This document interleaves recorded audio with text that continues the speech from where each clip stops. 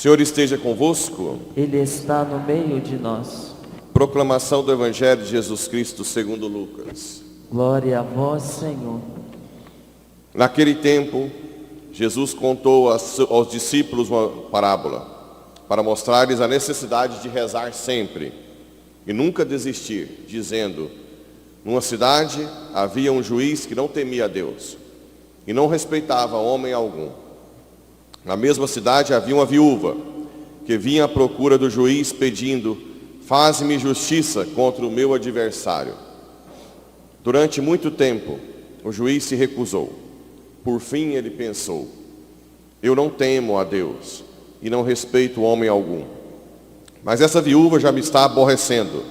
Vou fazer-lhe justiça, para que ela não venha agredir-me. E o Senhor acrescentou: escutai o que diz este juiz injusto. E Deus não fará justiça aos seus escolhidos, que dia e noite gritam por Ele? Será que vai fazê-los esperar? Eu vos digo que Deus lhes fará justiça bem depressa. Mas o Filho do Homem, quando vier, será que ainda vai encontrar fé sobre a terra? Palavra da salvação. Glória a vós, Senhor. Caríssimos irmãos e irmãs, também que nos acompanham pelas redes sociais. A primeira carta hoje é a terceira carta de São João, uma carta bem curtinha, vale a pena ler, que é endereçada a esse Gaio, que provavelmente era um homem rico, que acolheu os cristãos, ajudou a igreja com seus bens. Atenção, é o único texto da Bíblia que não tem a palavra, os nomes Jesus e nem Cristo, nenhuma vez. O que isso quer dizer? Que quando você usa os seus bens para a igreja, é diretamente quem que você está ajudando? Cristo. Cristo. Quando você ajuda a congregação das irmãs, as irmãs na evangelização, quem que você está ajudando? Cristo. Quando Madre Teresa viu o pobre na estação de trem, que disse: tenho sede, quem que ela entendeu que fosse aquela sede? Cristo. Ou não? Sim.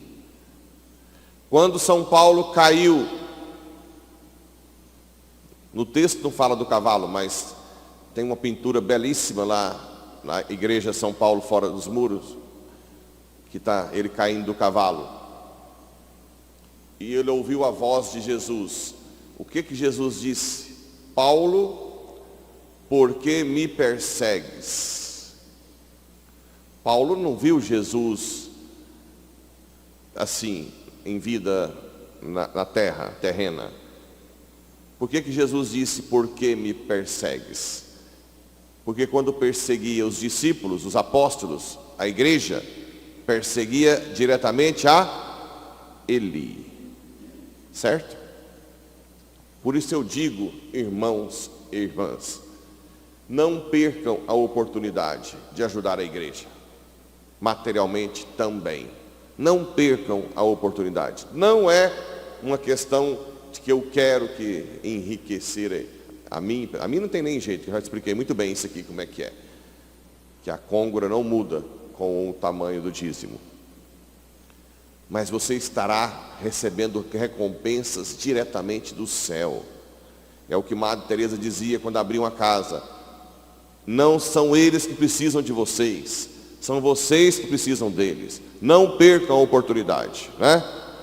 Caríssimo, é muito leal o teu proceder agindo assim. Tanto é que foi para um texto na Bíblia, para todos os séculos, alguém que ajudou. Os teus irmãos ainda estrangeiros, eles deram testemunho da tua caridade diante da igreja. Isso aqui ficou para sempre, marcado para sempre. Não tenham receio de ajudar, ofertas, dízimo, o que for. Então fica aí, depois leia essa carta, ajudar a acolher alguém, né? Ele acolheu também os pregadores da verdade. E Paulo diz, a nós cabe sermos cooperadores da verdade, a luta pela verdade. Sempre, ontem eu falei do amor e da verdade, que não se desvinculam. Outra coisa que eu queria que vocês estivessem atentos, é que Deus é tão extraordinário, que quando você ajuda a igreja, seja materialmente, seja com pregações, com a sua vida, olha o Salmo: feliz aquele que respeita o Senhor, que ama com carinho a sua lei. Sua descendência será forte sobre a terra. Eu, hoje, com 6 anos de padre, vejo que os maiores tormentos de uma família são filhos e netos que se perdem. Usam droga, bebem, não são mais responsáveis, não tem nenhum tipo de empenho nas coisas, ficam dependentes de pais com 40, 50 anos de idade, casa e ainda mamando os pais. Casamentos horríveis, que se separa, que dá briga, filhas que são abusadas por violência de marido, que apanha sem nem os pais saberem, pressão psicológica, filhos que casam com mulheres, que põem o filho contra a família, que não tem nenhum tipo de responsabilidade. Isso transforma a vida das famílias num tormento, e um tormento às vezes irreversível. Quando, por exemplo, casa, separa, põe os netos dentro de casa, junta de novo, e assim por diante, sem contar os suicídios dos filhos. Não é assim? E olha o que Deus está falando aqui. Se você respeita e ama a igreja, sua descendência, seus filhos e netos serão fortes. Ah, padre, mas eu rezo. Eu quero saber se você tem um empenho de ajudar a igreja como deveria e de rezar como deveria. Não é uma rezinha qualquer. É ser firme na adoração, firme no rosário, firme na caridade, firme na leitura da Bíblia. Não é uma coisa mais ou menos. Não é mais ou menos que Ele nos ama. Não é mais. Isso que é mais ou menos? Não é mais ou menos. É quando você realmente decide colocar Deus em primeiro lugar.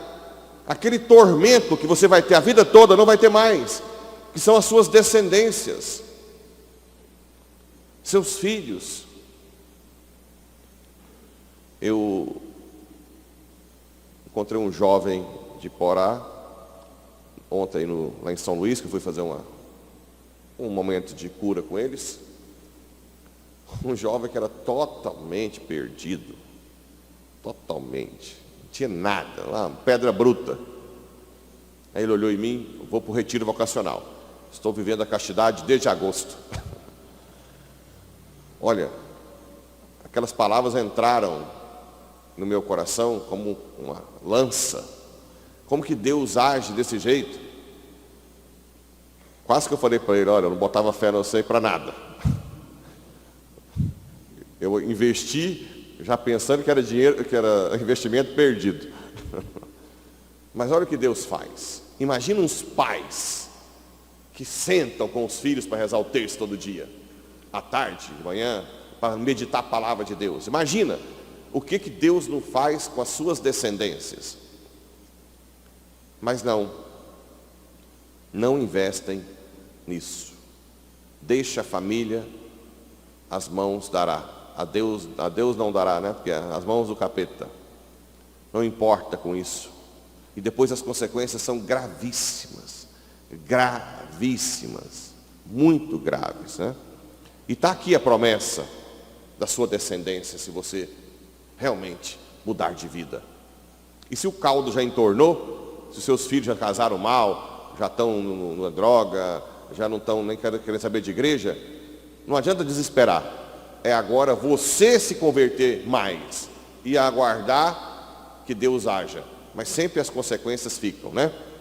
Mas cabe a você ser mais santo. Você tem que mudar. E nós temos o evangelho de hoje, que Jesus conta a história de um juiz que nem é convertido e que não aguenta a insistência da viúva e acaba concedendo. E diz que Deus, que é bom, por que Ele não vai conceder um pedido que nós insistimos? Bem, gente, aqui eu confesso que até eu fico um pouco, como pastor, sem conseguir passar concretamente como é que funciona essa questão de pedir a Deus. Vamos lá. Jesus está dizendo que nós temos que insistir, constantemente insistir. Então, até hoje, o que Deus tem com todos os exemplos dos santos, os documentos da igreja, e o que Deus me inspira. Então vamos lá. Existem coisas que são óbvias, que Deus também quer. Os dons do Espírito Santo, sabedoria, inteligência. Você pode pedir isso adoidado. Fé, esperança, caridade. Você ser uma pessoa altruísta, que ajuda os outros. Você querer a conversão do seu filho, né? Sem dúvida, a conversão de sua filha, a conversão da família, o desapego às coisas materiais. Isso aí, não tenha dúvida, peça. Uma fé, um comprometimento de vir à missa todos os dias, se você tem horário para isso, de vir a visitar Jesus o Santíssimo. Um comprometimento com a Bíblia, com o dízimo, com a oferta, com a ajuda aos pobres, que é o ápice, Mateus 25. Isso, um casamento que está dando errado, se for um casamento de verdade, é claro que Deus quer o casamento restaurado, óbvio. Peça, implore a Deus que toque o coração da sua esposa, do seu esposo para se converter, e também o seu, para o casamento ser restaurado. Peça isso todos os dias. Deus vai amar isso. Agora, existem coisas que não são obrigatórias. Por exemplo, uma coisa que eu já citei, a casa própria. Tem gente que dá o sangue por uma casa própria. Um dia uma senhora falou assim: padre, talvez porque o senhor é homem, mas uma mulher que cuida da sua casinha, aquelas que gostam de limpar a casinha, montar, é tão importante para ela ter um dia a sua própria casinha. Bem, talvez seja verdade diante de Deus, que Deus também tenha compaixão de quem sonha em ter uma casa própria. Então vamos pensar o seguinte: eu não vou mais falar que não deve pedir a casa própria se alguém não tem casa própria. Mas se você pede a casa própria, junto com isso, você tem que priorizar as outras coisas, pelo menos. Você tem que se sacrificar mais para a igreja do que para a casa própria, entende? Porque o que acontece? A gente vê casais que trabalham dia e noite, que nem se vê um ao outro, para comprar a casa própria. Não vai na igreja direito, não reza o terço em família, não faz nada. Não faz caridade, porque está juntando dinheiro para a casa própria. Não ajuda, não é dizimista, não ajuda a igreja, não faz nada. Isso é idolatria, concorda?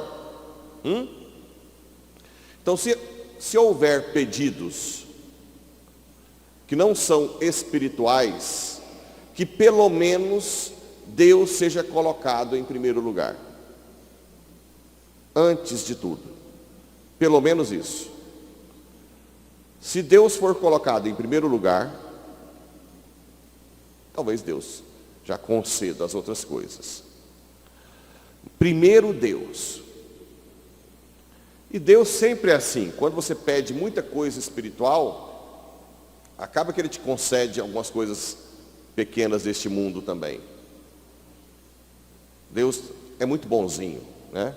Mas também, essas coisas que não são obrigatórias, são opcionais. Se Deus não conceder, não desespere. Não é assim? Não é o mais importante. Vou dar um exemplo que eu sempre dou nas homilias. Uma mãe, duas mães que estão pagando cursinho para o filho, com dificuldade, certo? Aí as duas vêm no Santíssimo. Uma fala assim: Senhor, faz meu filho passar no vestibular, o senhor sabe que está difícil, as coisas estão cada vez mais complicadas, ele tem que entrar numa federal. Bem, é uma oração. É ruim? Não. A outra mãe chega aqui e fala: Senhor, o senhor sabe que nós estamos tendo dificuldade para pagar cursinho. E nós queríamos até que nosso filho passasse. Mas na verdade, eu quero o meu filho no céu. Se ele nunca tiver que passar para ir para o céu, que nunca passe. Eu quero o meu filho santo. Santo. Eu não sei o que é melhor para ele. Nós estamos achando que é isso. Mas se não for, que seja feita a sua vontade. Ai, ai, ai. Aí derrete, hein? Aí você derrete o coração de Deus. Entendeu o que eu estou querendo dizer? Deus é ciumento. Deus é ciumento. Ele quer primeiro ser amado acima de todas as coisas. Não porque ele é egoísta, mas porque ele se doa totalmente. Então, sempre priorize as coisas de Deus. Sempre. Depois, se vier a passar no vestibular também, ótimo. Passou no vestibular. Mas primeiro você deixou claro que o mais importante da sua vida é a sua família no céu. É a salvação de todos. Tá bom assim? Então, vasculha o seu coração. Quando for pedir coisas supérfluas, se primeiro você está priorizando as coisas do alto. Buscai as coisas do alto. Buscai as coisas do alto. E aí sim, mais cedo ou mais tarde, Ele vai te conceder.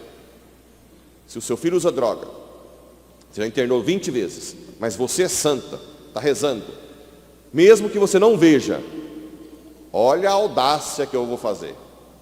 Mãe que está me ouvindo, pai, mesmo que você não veja seu filho se converter, eu te garanto que se você for fiel até o último suspiro, ele vai estar no céu com você. Na hora do juízo particular dele, por causa da sua vida, Deus vai se revelar a ele de uma forma tão grande que ele vai aceitar a misericórdia de Deus. Certo? Depende da santidade de vocês. Sejam fiéis. E aí terminar com essa frase: escutai o que diz esse juiz injusto: se Deus não fará justiça aos seus escolhidos, que dia e noite não gritam por ele, será que vai fazê-las esperar? Eu vos digo que Deus lhes fará justiça bem depressa. Mas o Filho do Homem, quando vier, agora vem a frase: será que vai encontrar fé sobre a terra?